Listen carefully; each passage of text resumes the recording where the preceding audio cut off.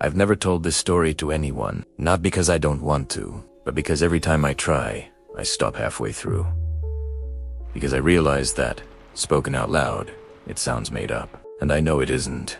I was 28 years old, steady job, my own place, nothing serious to worry about. The kind of freedom you don't understand you have until it's gone. One of my hobbies was photographing abandoned places. They call it urbex, urban exploration. There's no shortage of spots if you know where to look. Shuttered state hospitals, derelict steel mills, old farmhouses rotting at the end of unpaved roads that don't show up on any map. I'd go in, shoot everything I could, and leave. No damage, no theft. Just me, my camera, and that strange feeling you get walking through a place that time has stopped touching. That night, though, I did something different from usual. I'd found the coordinates of an old coal processing facility online. Somewhere in the mountains of West Virginia, deep in the backcountry, hundreds of acres of tunnels, processing sheds, and administrative buildings abandoned sometime in the early 80s. No serious fencing, no recent reports of other visitors. Perfect, I thought. The problem is I arrived at night. That wasn't the plan. I'd underestimated the drive, and by the time I reached the main gate it was already past 9. I should have turned around. I didn't. The first 2 hours went smoothly. The complex was exactly what I'd hoped for. Abandoned for decades, full of rusted machinery. Shelves still stacked with yellowed paperwork. A clock on the wall frozen at 2:37 on some afternoon in 1983. I photographed everything. I was in my element. It was while I was descending into the main tunnel that my flashlight started acting up. It didn't go out. It was worse than that. It started flickering, irregularly, like something was interfering with it. I'd charged it that morning. The battery was full. I stopped, waited. Then the light steadied again. I kept going. The tunnel was longer than I expected. 50 feet, 100. The ceiling dropped gradually, and the air grew heavier with every step thick. Almost physical, the way air gets when it hasn't moved in years. Then I heard something. A sound, low, rhythmic, like breathing. I froze, scared. I aimed my flashlight ahead. The beam dissolved into darkness about 60 feet out. Nothing, just rock and rusted rail tracks. I waited maybe 30 seconds. The sound was gone. An animal, I told myself. A bat. The tunnel playing tricks with the echo. I started walking again. It was another 100 feet in that I found the door. Not a mine door. A regular interior door. The kind you'd find in a house or an apartment. White, chrome handle. Completely out of place in the middle of bare rock. I approached slowly. The paint was fresh, not worn down like everything else around it. I ran my finger along the surface. No dust, no rust. That door had been installed recently. I should have left. I know that. Instead, I reached for the handle. It was locked from the inside. I could tell because I heard the deadbolt shift. Someone on the other side was holding it shut. I took a step back. Dead silence. Then, slowly, from the other side of the door, came a voice. A woman's voice, very low. Almost a whisper. Just 4 words. Don't open it. Go. Your brain does strange things in a moment like that. Part of you wants to help. There's someone in there. They could be in danger. But another part of you has already understood that something is very wrong. That a brand new door in an abandoned mine tunnel isn't there by accident. That voice isn't asking for your help. It's warning you. I took 2 more steps back. Then I heard another sound, this time behind me. Footsteps. Slow. Steady. Coming from the dark tunnel I just walked through. I swung the flashlight around. The beam stuttered, that same flicker again, and for a fraction of a second I saw something at the far end of the tunnel. A figure, standing still, looking at me. The light steadied. The figure was gone. What I did next is the part of this story I'm least proud of. I ran. I just ran. No thinking, no planning. I retraced my steps as fast as I could. Flashlight strobing, shadows lurching across the walls around me. I fell twice. The first time I tore open my knee on the rock floor. The second time I slammed into an old ore cart and split my eyebrow open. I didn't stop. When I saw the pale square of night sky at the tunnel entrance, I actually started crying.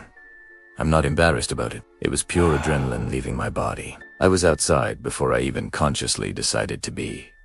I ran to my car, started the engine, drove for 20 minutes in no particular direction, then pulled over on the side of a dark road and sat there until my hands stopped shaking. The next morning, when I could think clearly again, I called the sheriff's department and reported what I'd seen. 3 days later, they called me back. Inside the facility, past that door, they hadn't found another tunnel.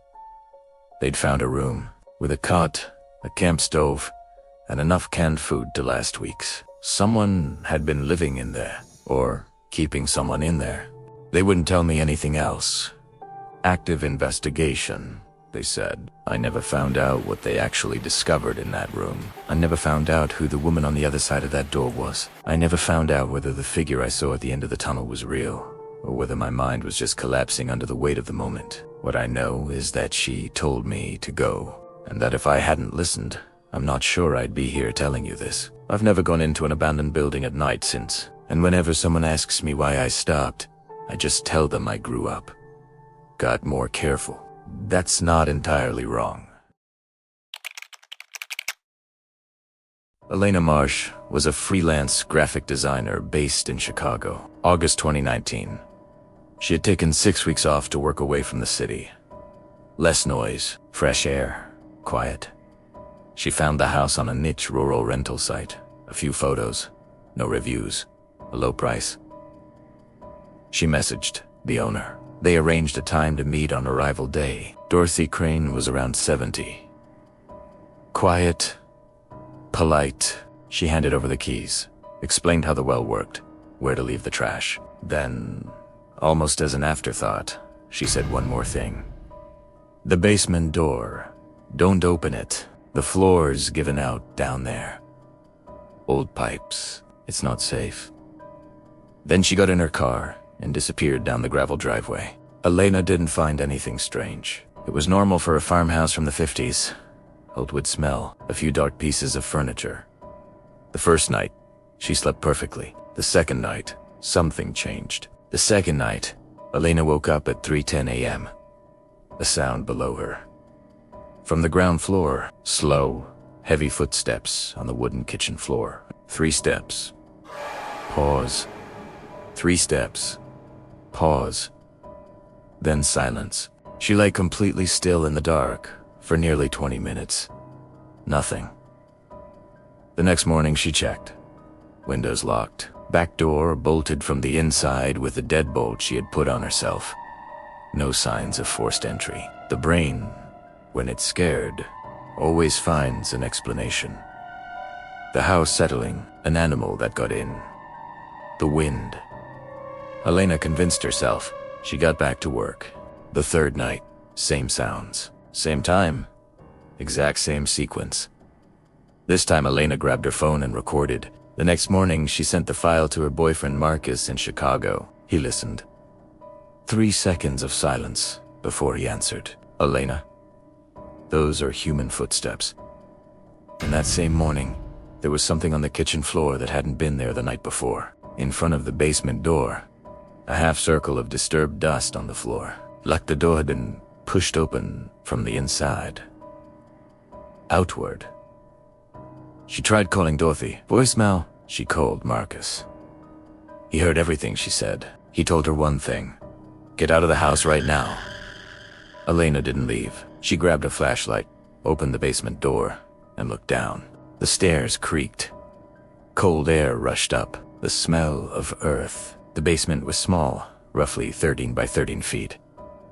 Wooden shelves lined the walls, old glass jars still on them, and in one corner, against the wall, an air mattress, relatively new. A folded blanket on top, and next to it, a canvas duffel bag. Elena opened that bag, and that's when everything clicked into place. Inside the bag, men's clothing, large size, blood pressure medication, a dead flashlight, a few packaged energy bars, and at the bottom, folded in 4 A photograph. Dorothy Crane, younger. A man in his 50s standing beside her. And in the background, this exact house. Elena didn't wait. She grabbed the bag as evidence, went back upstairs, shut the basement door, and walked out of the house. She sat in her car in the driveway and called 911. Police arrived 90 minutes later. They searched the basement. Confirmed. Someone had been living there for weeks. In the basement floor, they found a hatch, a secondary exit leading directly outside, through the side of the house. That was how Ray got in and out each night without touching the interior doors. That's why every lock was always intact. Ray Crane, 54 years old. Dorothy's son, released from prison in April 2019 after serving 8 years for aggravated stalking and breaking and entering. His registered address was his mother's house in town. Nobody was checking. They found him in an abandoned barn 400 meters away. He'd moved there that morning when he heard Elena moving around early. He confessed without resistance. He slept in the basement. Every night while Elena was asleep, he'd come up through the hatch, use the bathroom, take food from the fridge, food he'd hidden at the back before Elena even arrived, then go back down. 3 nights in a row. But there was one detail the police couldn't explain. During the sweep, police found footprints in the dust on the kitchen floor. Some matched Ray, size 11, men's shoe. Some matched Elena, size 7. But near the back door, there was a third set, women's shoe, size 6, not Elena's. Ray was clear. I never went near that door. Not once. Police questioned Dorothy. She said her daughter-in-law Carol used to visit the house often before she passed away in 2014. The house hadn't been regularly inhabited since then. A stone floor, left unswept for years, can hold footprints for a very long time. The police filed it as pre-existing footprints, not relevant to the case. Elena left the house that same day. She never asked for a refund. She never rented an isolated property again. She says the explanation for the footprints makes sense. She knows it does. But she also says something else. She says Dorothy never called to apologize, never sent a message. Nothing. And that Elena says is what still wakes her up at night. Not the footsteps. Not the basement. The silence of a mother who knew, or maybe just didn't want to know. That night, Marcus heard nothing. No screams. No footsteps. No warning. Just silence. And silence out in the countryside is the most dangerous thing there is. The most unsettling horror stories don't happen in big cities. They happen in places where there's no one around. Where the lights end. Where your phone has no signal. Where the neighbors are too far away to hear you scream. What you're about to hear is real. Or at least, the person who lived it swears it is. Stay until the end, because the scariest part isn't where you think it is. Marcus was 32 years old when he decided to leave everything behind. The city. The job. The noise. He bought a small house, about 60 kilometers from the nearest town. The seller described it as isolated but peaceful. Marcus saw it as an opportunity. To reach it, he had to follow a dirt road nearly 3 kilometers long. Not listed on any digital map, only on an old paper one, badly folded and coffee-stained, that the seller had handed him at signing. The first time he drove it, at night, he didn't notice anything strange. But the second week, something changed. Every morning, Marcus found the same footprints in the wet earth, along the edge of the road. Parallel. Precise. As if someone had walked for hours along that path, never once straying. Right foot, left foot, right foot, left foot, always leading straight to his gate, and then nothing. Gone. What leaves tracks outside your door every night and vanishes before you can figure out who it is. 200 meters from his property, there was another structure. Marcus only noticed it after a week. It was almost completely hidden by trees. An older building, much older than his. Windows boarded up with planks of wood, door sealed with concrete, grass growing to the windowsill. Abandoned, at least. That's what it looked like. One evening, around 10 o'clock, Marcus saw a light. Not a lamp, not a phone screen. A flickering light, like a candle, coming from inside that house. The next day, he asked around in the village. The tobacconist, an elderly woman with white hair, stopped talking the moment he mentioned the address. She stared at him for 3 full seconds. Tensei said that house isn't abandoned. It never was. And she said nothing more. Stay with me. What Marcus discovered about that house will change everything you think you understood up to now. The man showed up on the morning of the 12th day. Marcus was drinking coffee on the doorstep when he saw him coming, walking along the dirt road. Slow pace. Straight back. Eyes fixed on Marcus, even from a distance, as if he'd been watching long before Marcus noticed him. He came close enough to stop 1 meter from the gate. "Good morning," he said. "My name is Aldo. I've lived here for 50 years. Marcus looked around. No other houses were visible. "Where?" he asked the man. The man smiled, gestured vaguely toward the woods. "Over there," he said simply. They talked for 20 minutes. Aldo was kind, polite. He spoke quietly, choosing every word with care. He told Marcus to watch out for storms in that area. He said the soil was clay, and the road became impassable. He told him not to go outside at night if he heard dogs barking all at once. "All at once? Why?" Marcus asked. Aldo didn't answer. He turned and began walking toward the woods. Marcus watched until he disappeared among the trees. Then he went inside and opened Google Maps. There was no house in those woods. Nothing. Not even a path. Who was Aldo really?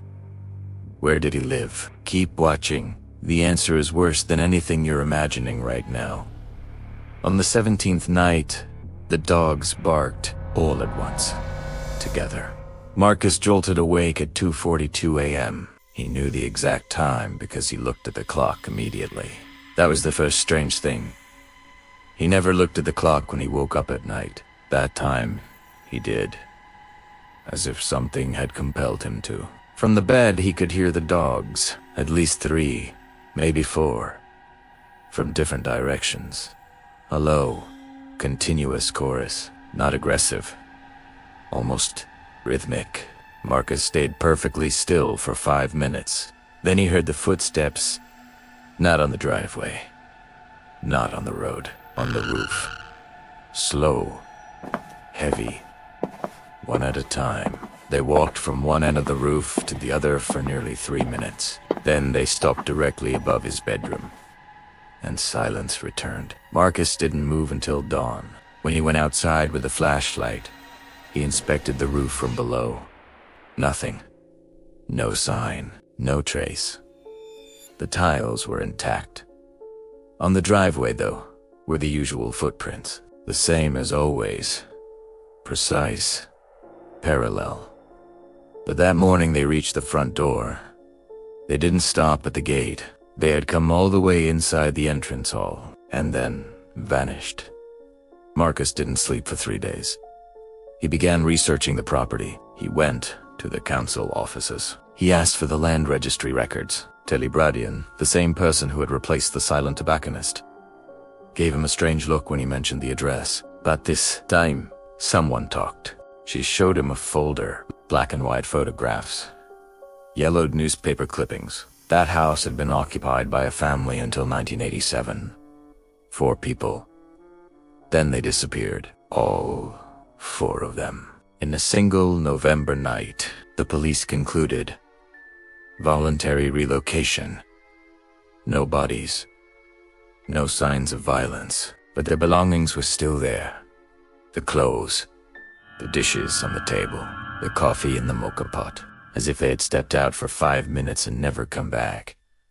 Marcus opened one of the photos on the table. It was Ariel, the house, the surrounding woods, the road, and in the middle of those woods, where Google Maps showed nothing, there was clearly a structure, small, with a roof. and a window. He recognized that window. It was the same one where he had seen the flickering light. Back home, he opened the bedside drawer to get his keys, and he found something he had never put there. A note, handwritten. 3 words only. You found nothing. The handwriting was Aldo's. Marcus moved out within 48 hours. He never went back to that house, but the answers never came. Who left those footprints outside his door every night? Who walked on the roof? Who's Aldo really? And how did he get inside his house? What happened to that family in 1987? We don't know. And maybe it's better that way. If this story kept you up, there are more. Subscribe so you don't miss any of them.